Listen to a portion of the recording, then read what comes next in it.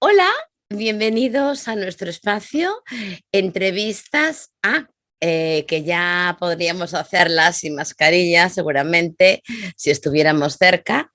Pero bueno, al invitado que tengo para hoy está al otro lado de España. Yo creo que os va a gustar mucho y pido al Señor que esta entrevista sea de bendición.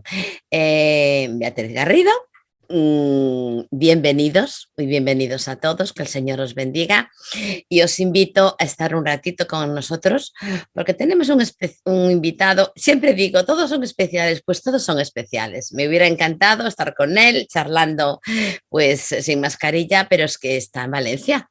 Estoy hablando de Eduardo de Las, creo que en España por lo menos muy conocido por todos.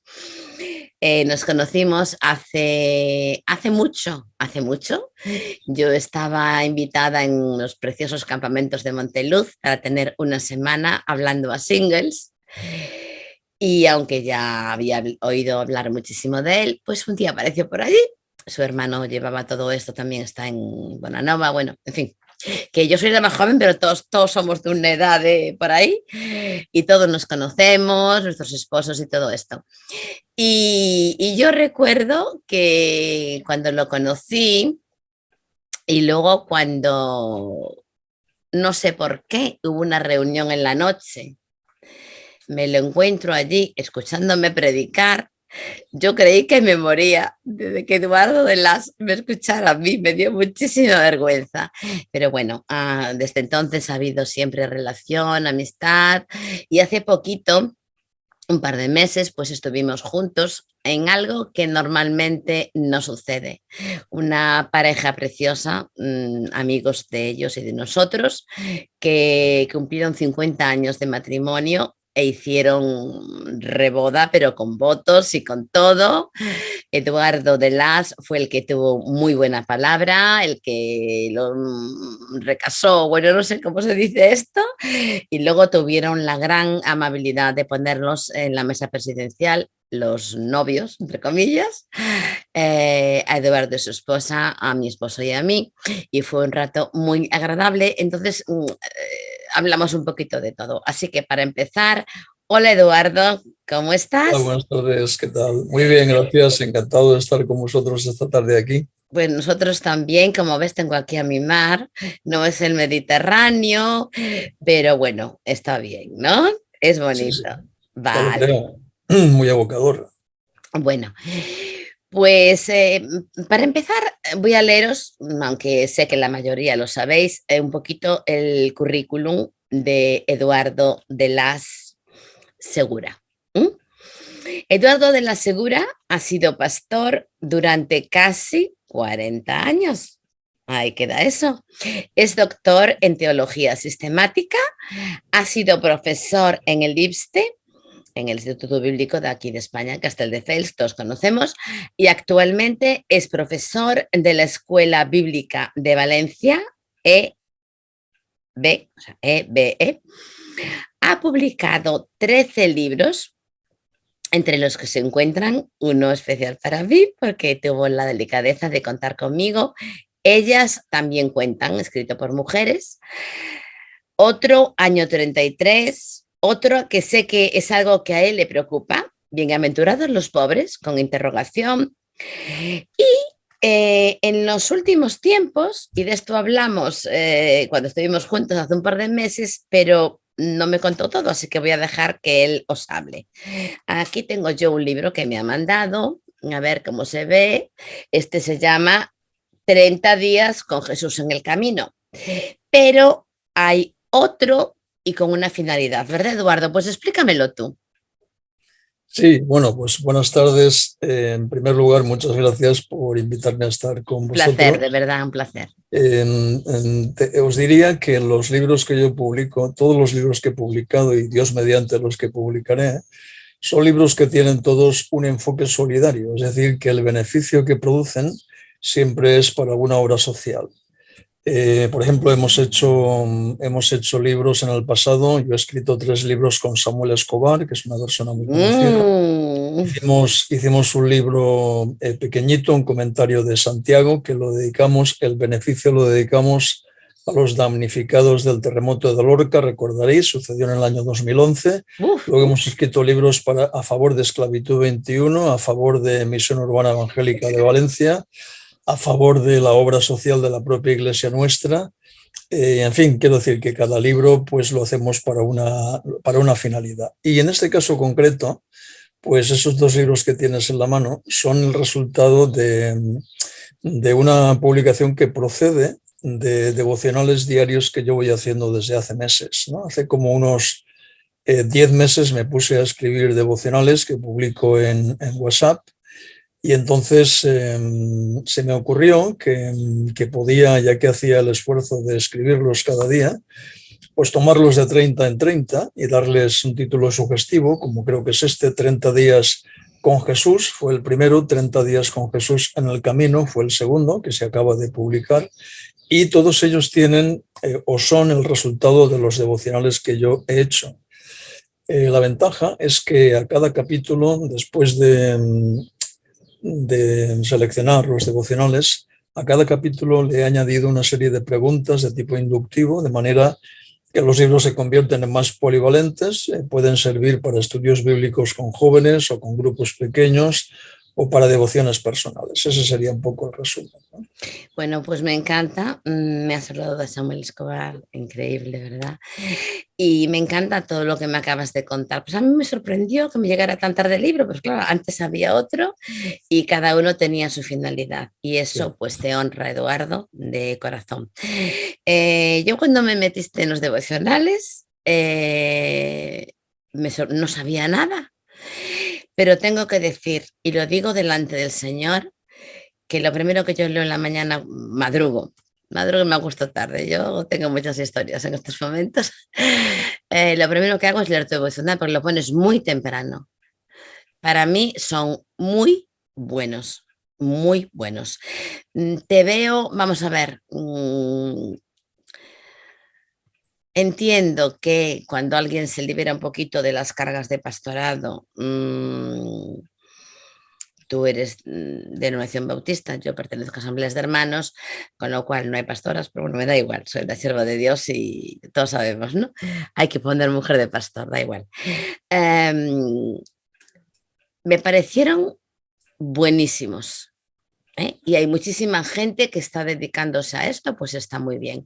Son muy buenos tus devocionales y bueno, si alguien está interesado en recibirlos, pues habláis con Eduardo, conmigo, que os damos porque realmente a mí me gustan. Yo los veo como, no sé si siempre fuiste así, vamos a ver, no te conozco hasta ese extremo, pero los veo frescos, los veo que te mojas muchas veces en muchas cosas.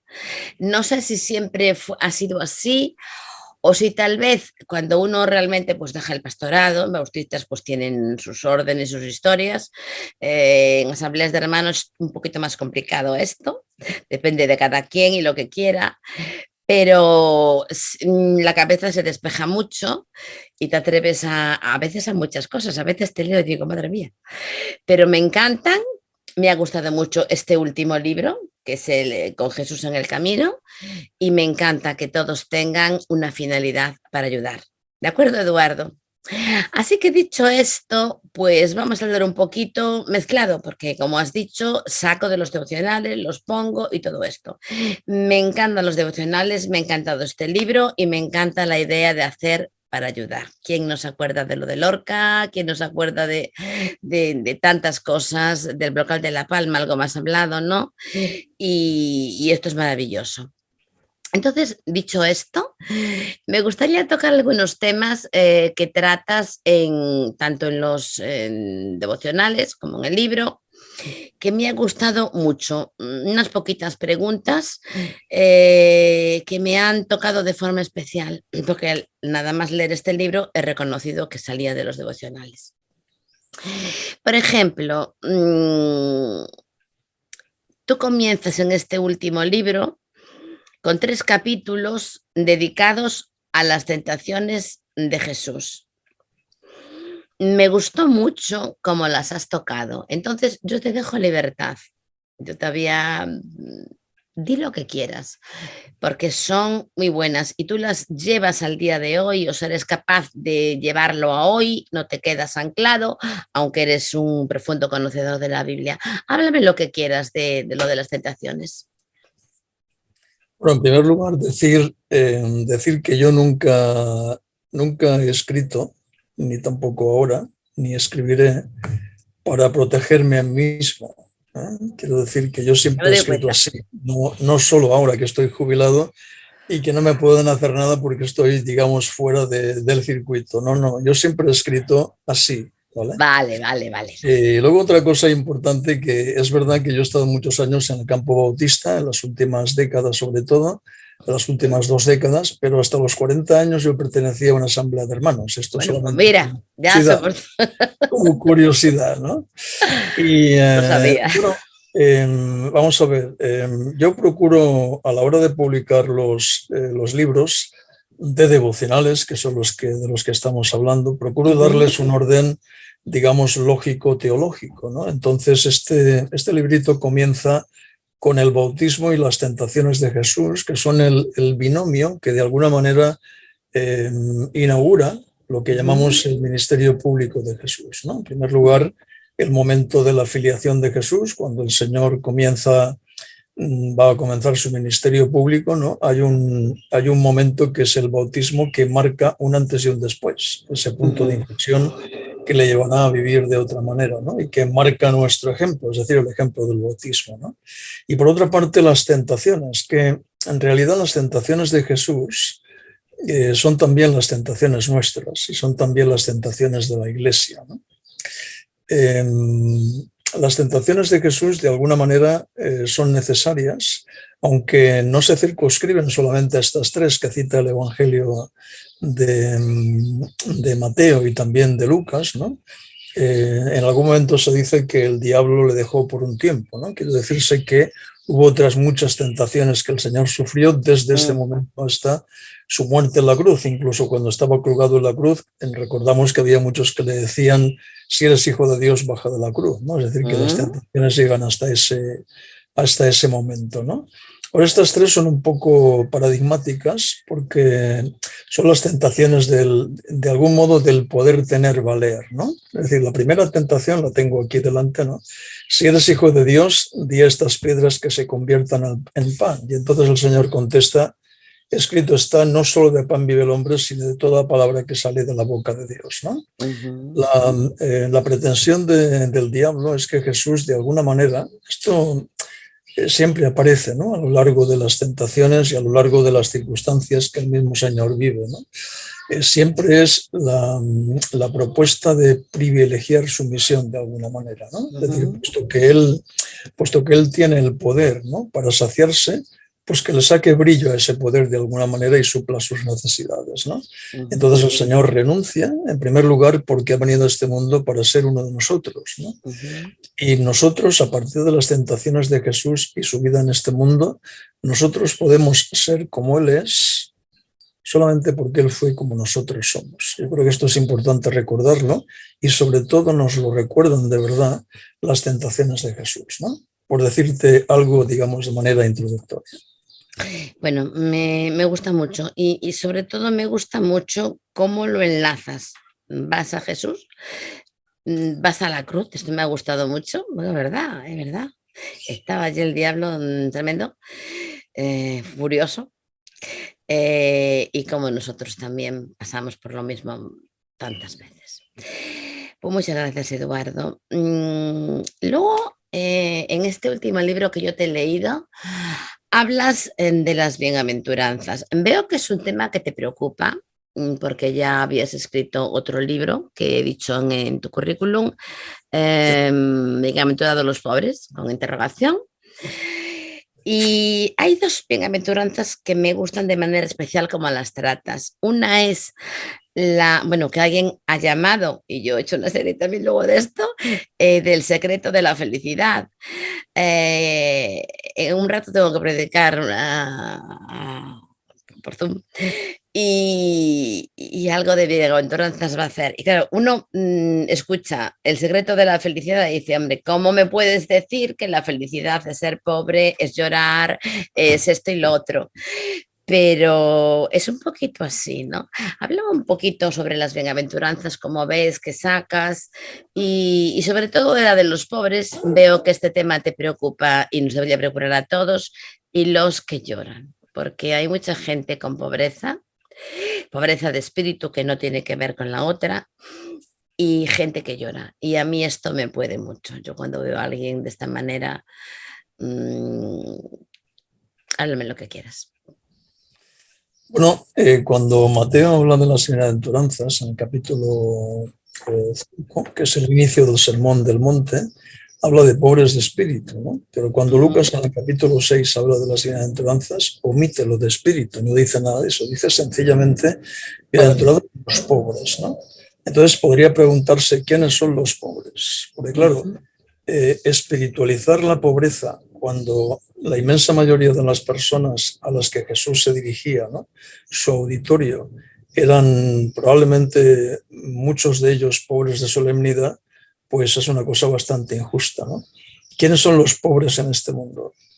Los pobres en este mundo son los que no pueden esperar ya nada de nadie, ¿no? Es decir, son los oprimidos, son los últimos, son los marginados, son los excluidos, son los invisibles, son aquellos que, como dice Eduardo Galeano, valen menos que la bala que les mata, es decir, no tienen ningún valor para nadie y no pueden esperar ya nada del mundo, ni siquiera esperan nada de Dios. Pero el milagro del Evangelio es precisamente que cuando viene Jesucristo, viene a por los pobres. Claro, no solamente a por ellos, pero sí a por ellos los primeros, porque si Dios no viene a por los pobres, nadie llega hasta ellos, ¿no? Entonces, la idea de las bienaventuranzas no es una idea moralista, ¿no? Es la idea de que el Evangelio llega donde nadie llega, es decir, porque la pobreza lleva acompañados, digamos, muchos dramas, ¿eh? O sea, la pobreza tiene muchos acompañantes históricos, como son la soledad, ¿no?, la pobre autoestima, la desesperación, el dolor, ¿no? Todas estas cosas rodean a los pobres. Entonces, el Evangelio llega en toda plenitud a ellos porque es Jesús quien en el Evangelio de Lucas capítulo 4 dice, ¿no?, cuando se levanta para leer el libro del profeta Isaías en el capítulo 61, dice, el Espíritu del Señor está sobre mí porque me ha enviado para dar buenas nuevas a los pobres, ¿no?, a los quebrantados de corazón, es decir, a los que están rotos en esta vida. Todo el mundo tiene el corazón roto, lo sepa o no, ¿no?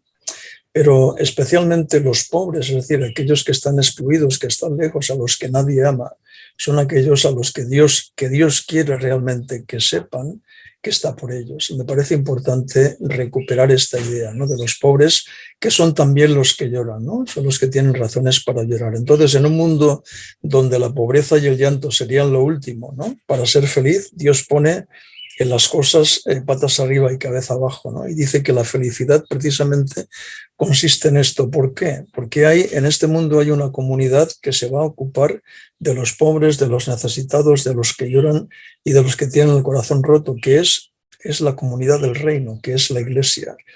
Y esa comunidad, desde los valores del reino de Dios, renuncia a la acumulación y apuesta por el compartir. Entonces, cuando se renuncia a acumular y uno se compromete a compartir, la pobreza, se han puesto las semillas para que la pobreza deje de existir. Me parece que esto es muy importante. Y estamos hablando, claro, no solamente de pobreza material, pero también de ella, también de ella, ¿de acuerdo? Creo que es importante. Muy importante, Eduardo. Luego, hay un capítulo en el libro que viene de los devocionales que a mí me ha gustado muchísimo, que lleva por título El compromiso disidente de Jesús de Nazaret. Sí. ¿Qué entiendes tú por esto? Porque esto es complicadillo, ¿eh? No sé si a todo el mundo. Sí, bueno, al principio de este capítulo que lo tengo delante, pues hablo de disidencia, ¿no? Y de que disidencia, claro, es una palabra peligrosa, ¿no? De alguna manera la disidencia es un modo de situarse en la vida, ¿no? Cuando uno es disidente quiere decir que de alguna manera es rompedor, es decir, va contra el status quo, ¿no? porque el status quo no da respuestas a muchas cosas. Entonces Jesús, cuando viene a este mundo, ¿qué se encuentra? Se encuentra con una religión oficial, ¿no?, del Estado de Israel, que no da respuestas a las grandes preguntas y que no da respuestas en el nombre del Dios verdadero, ¿no? Entonces Jesús se sitúa como la revelación del Dios verdadero. O sea, si Jesús hubiese sido un inmovilista al uso, es decir, un continuador de la religión, evidentemente no hubiera muerto como murió, ¿no? Pero Jesús se sitúa al lado de los desfavorecidos, al lado de aquellos que han sido reprimidos, que han sido marginados, que lloran y que son pobres, ¿no?, en muchos sentidos. Entonces, ¿cuál es el compromiso de Jesús? Yo cito aquí 3 cosas muy importantes en el capítulo. Es un compromiso con los últimos, en primer lugar, ¿no? Es un compromiso con la palabra de Dios, con la recuperación del espíritu de la palabra de Dios, no de la letra, ¿no? Pero en el Sermón del Monte el Señor en el capítulo 6 dice: oísteis que fue dicho, pero yo os digo, ¿no? Es una reinterpretación del espíritu de la palabra de Dios que la tradición había sepultado, ¿no? Entonces Jesús se compromete con la auténtica palabra de Dios y claro, da una respuesta que no tiene nada que ver con aquellos que se configuran como los dirigentes de esa religión de Israel. Y en tercer lugar es un compromiso con la justicia, ¿no?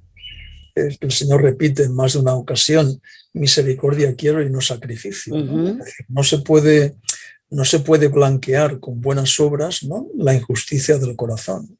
Entonces, por decir estas cosas, el Señor se granjea la enemistad y el rechazo de los principales sacerdotes, fariseos y saduceos, que desde el principio van buscándole ya para matarle. Ya desde el principio no lo harán, porque esto solamente sucede, como dice el apóstol Juan, cuando llega la hora de Jesús y nunca antes, ¿no? Pero desde el principio ya ven que Jesús es un disidente, es decir, que es una persona que rompe, es una persona que se sitúa, que se alinea, ¿no?, de una manera muy distinta a la religión y al Dios que la religión había construido, y por tanto se convierte en un peligro, ¿no? Y quizás valdría la pena plantearse, ¿no?, que a veces nosotros, que creemos ser creyentes muy de pro, creyentes en Jesús y conocedores de su palabra, ¿no?, tendríamos que preguntarnos si el mensaje de Jesús realmente, ¿no?, el mensaje de los evangelios es un peligro para la Iglesia, ¿no? Es un peligro para cómo hemos construido nosotros la Iglesia. Me parece que esas son preguntas que valdría la pena. Es muy bueno, es muy buena, es muy bueno. A mí esto me ha gustado mucho, primero los devocionales y luego en el libro de Eduardo. Bueno, luego pasas por la pasión, pasas por todo, pero en la pasión hay un tema que a mí me encanta. Y me gustó mucho en la película de Mel Gibson, mucha gente la criticó mucho, pero la escena del huerto, yo lloré viéndola, porque a veces de tanto saber, por ejemplo en asambleas de hermanos, que celebramos la comunión cada semana, la mesa del Señor, perdemos un poquito la fuerza de lo que fue aquello, ¿no? Cuando Jesús está en el huerto, no puede más, lágrimas de sangre y todo esto, así tuvo que ser tremendo. Dime algo. Sí, bueno, realmente la escena de Getsemaní es la escena en la que Jesús se entrega realmente, ¿no? Todavía falta la cruz y aún vendrán tentaciones en la cruz, pero realmente digamos, la escena de Getsemaní, la lucha de Getsemaní, es el momento en el que el Señor se entrega. Y desde el principio, Él sabe lo que va a ocurrir. Porque una cosa es conocer que tiene que morir, ¿no? Jesús esto lo sabe, evidentemente lo sabe, lo conoce, ¿no? Pero otra cosa es saber que vas a morir mañana. Es decir, cuando te enfrentas con esa realidad, entonces la realidad de la muerte, ¿no?, digamos que tiene sobre el espíritu una fuerza grande, ¿no? Entonces Jesús hace cosas importantes en Getsemaní que revelan su necesidad. Por ejemplo, llega allí con los 12 y sin embargo escoge a los 3 del círculo íntimo para que vayan con él a orar, ¿no? Esa es una cosa que denota necesidad, ¿no? Y esos 3, como no tienen la carga que Jesús tiene, sencillamente acaban durmiéndose, ¿no? Aunque Jesús buscaba solidaridad, identificación, acompañamiento en este momento difícil, ¿no? Es curioso cómo el Señor necesitó ahí una ayuda pastoral de sus hermanos que no llegó a tener, ¿no? La segunda cosa que destaca en Getsemaní es la manera en la que Jesús se postra delante de Dios, ¿no? Porque para un judío el modo de la oración, el modo convencional, es de pie y en todo caso con los brazos extendidos, pero nunca postrando el rostro a tierra, ¿no? Si hace eso es porque detrás hay una enorme y brutal necesidad de ayuda, ¿no? De que el Padre le escuche. Y la tercera cosa importante que destaca en esta escena es precisamente lo que Jesús dice, ¿no? Padre, si es posible, pase de mí esta copa, pero no se haga mi voluntad sino la tuya, ¿no? Siente Jesús el impulso de negar, ¿no?, lo que tenía que suceder. Bueno, si lo siente, lo transforma en una oración, ¿no? Porque esta oración es significativa, ¿no? Nunca habíamos visto jamás antes que Jesús contrapusiese su voluntad a la voluntad del Padre, ¿no? Él había dicho en muchas ocasiones, he venido a este mundo a hacer la voluntad de mi Padre. Mi comida es hacer la voluntad de mi Padre. He venido aquí no para hacer la mía, sino la de mi Padre, ¿no? En repetidas ocasiones, sobre todo en el Evangelio de Juan. Entonces se podría plantear por qué ahora contrapone su voluntad a la del Padre, ¿no? O sea, ¿qué le está diciendo la inminencia de la muerte para que Jesús pueda llegar a decir eso? En todo caso, el ejemplo que enmarca nuestro ejemplo, es precisamente lo que Jesús hace, ¿no? Es decir, orar, porque el que ora renuncia a construir su vida conforme a su propio proyecto y lo que hace es entregar su destino a Dios. Entonces, aunque Jesús vive un momento especialmente brutal, indescriptible, que nunca nosotros podremos ni comprender ni vivir, aunque Jesús vive ese momento, esa circunstancia que golpea de manera tan terrible su corazón y su alma, la entrega a Dios como una ofrenda suplicante, ¿no?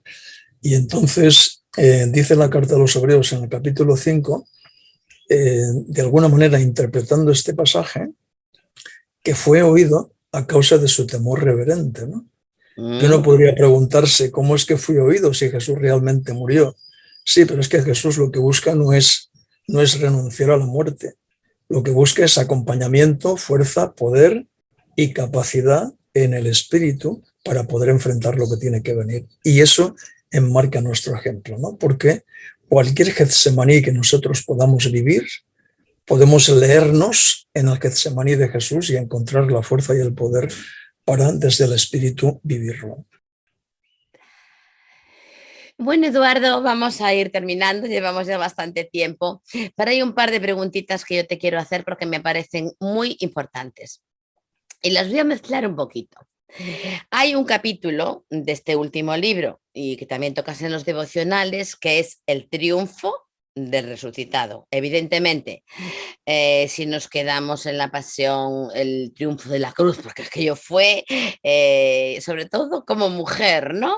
Tú le herirás en la cabeza y él te herirá en el calcañar y todo esto.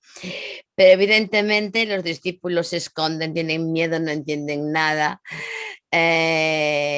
pero la muerte no pudo con él y llega la resurrección. Pero luego hay otra cosa y quiero que me las enlaces.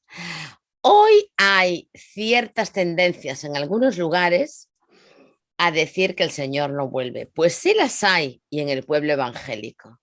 Y yo quiero que me lo mezcles un poquito y me hables de todo esto y luego ya terminamos con algo especial, ¿vale? Muy bien, bueno, el capítulo que yo trato aquí a nivel devocional es el 24 del Evangelio de Lucas, ¿no? Claro. Que es el pasaje tan querido de los discípulos de Emaús, ¿no? Es decir, los discípulos van desde Jerusalén a Emaús por una razón muy sencilla, porque los discípulos han estado con Jesús en la cruz, lo han visto morir, ¿no? Y entonces han huido.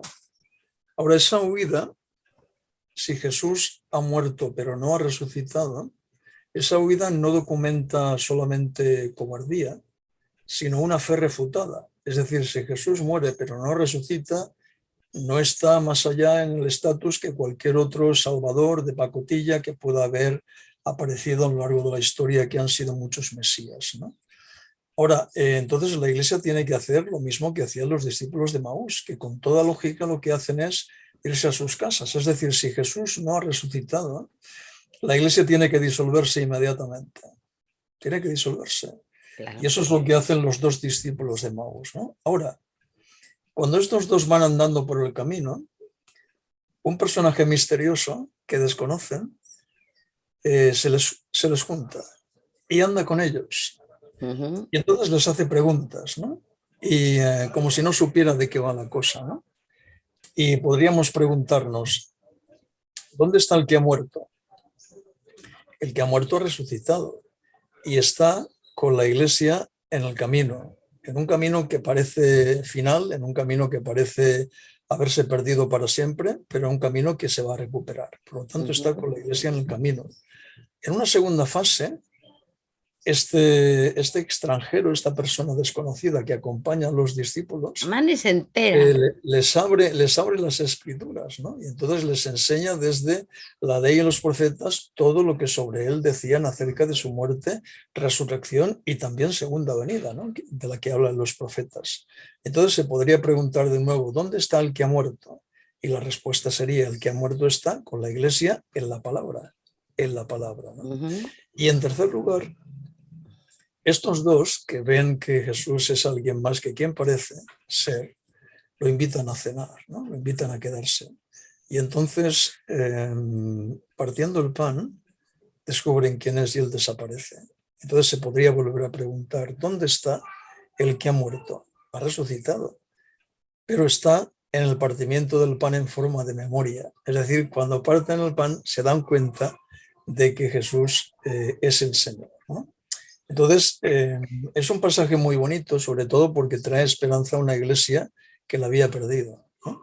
Una iglesia que pensaba que había sido el fin, pero Jesús está diciéndoles, todo vuelve a su lugar, ¿eh? Es decir, se han hecho reversibles las consecuencias del pecado y de la muerte. Por tanto, Jesús, el resucitado, está con la iglesia en el camino, está con la iglesia en la palabra y está con la iglesia en la fracción del pan. Y por supuesto, este señor que ha vivido, ha muerto y ha resucitado, volverá por segunda vez. Y lo hará porque de eso hablaban las profecías del Antiguo Testamento, muchísimas de ellas. Y lo hará también porque él mismo lo dijo, ¿no? Es decir, y porque lo dijeron de él aquellos ángeles que estaban delante de los discípulos cuando vieron que ascendía a los cielos, ¿no? Este mismo Jesús que hoy se va a los cielos, dice el capítulo 1 del libro de los Hechos, volverá como le habéis visto ir, ¿no? Es decir, que en la consumación de los tiempos todavía la historia se tiene que de alguna manera consumar, ¿no? Así que estamos pendientes y a la espera, ¿no? Con esperanza, una esperanza activa en la segunda venida del Señor, ¿no? Y la esperanza lo que hace es dinamizar el presente y animarnos y dotarnos de poder y de recursos para continuar esperando con alegría y con gozo esta venida. Bueno, qué bonito, Eduardo. Antes de que terminemos con algo importante, serio, que suelo hacer, pero ahora te hablo, quiero darte las gracias por esta entrevista. Yo como que me veo muy pequeñita a tu lado, pero he visto hoy Somos igual de pequeñitos. que, bueno, yo me veo pequeñita a tu lado, ¿vale?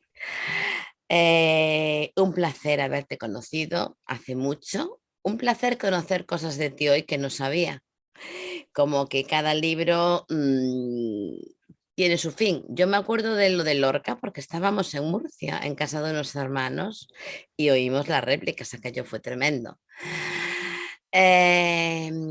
Gracias por estar, gracias por la entrevista, me ha gustado muchísimo. Gracias por permitirme formar parte de aquel libro tan bonito, de Ellas también cuentan.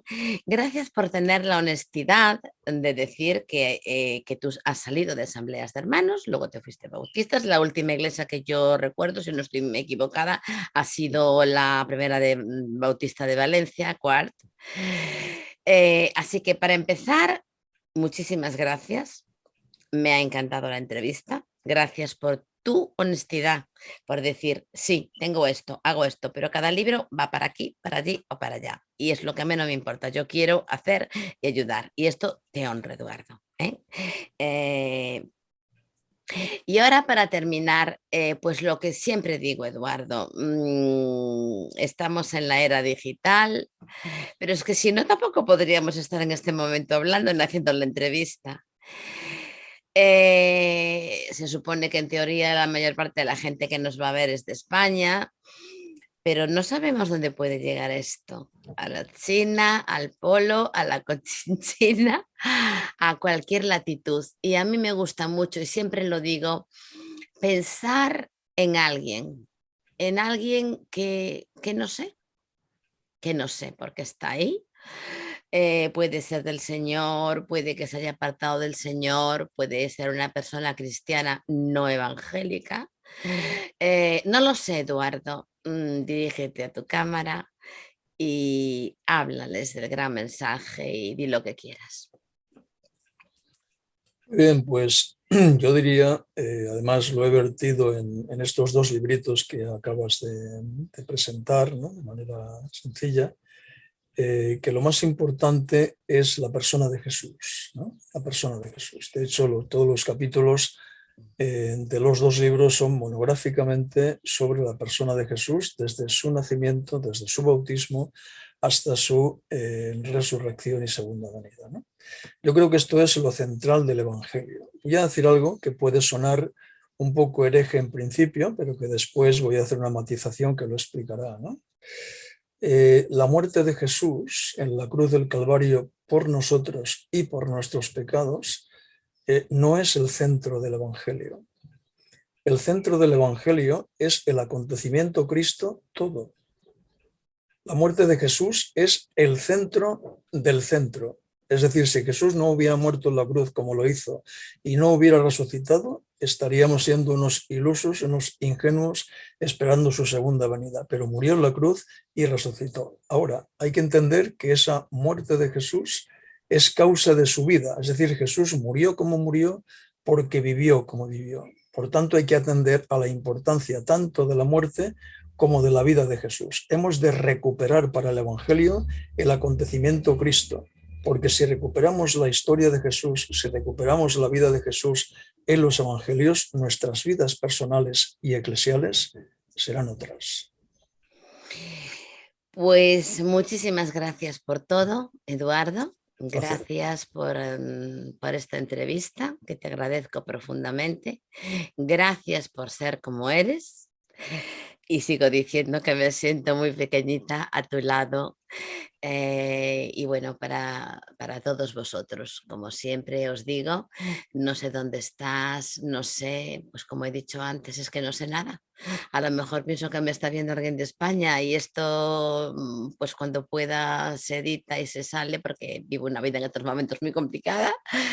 A la hora que lo veas, en la latitud que estés atravesando la circunstancia que estés atravesando, que sepas que Dios te ama. Y sobre todo las cosas como ha recalcado mucho Eduardo, de forma especial, si tienes problemas, si hay pobreza, si lloras, o seas quien seas, puedes tener mucho de muchas cosas y ser pobre en otras.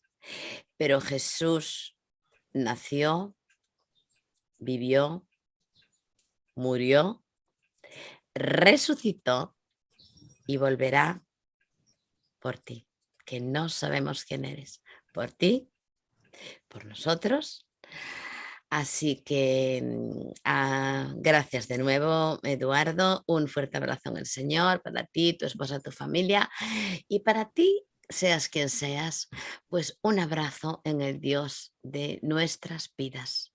Ese que es puro amor, pura misericordia, que se compadece del pobre, que muere por todos y que un día va a volver. Y los que somos suyos iremos con él. Te invito a que formes parte de ese grupo. Un abrazo en el Señor, que Él te bendiga. Beatriz Garrido.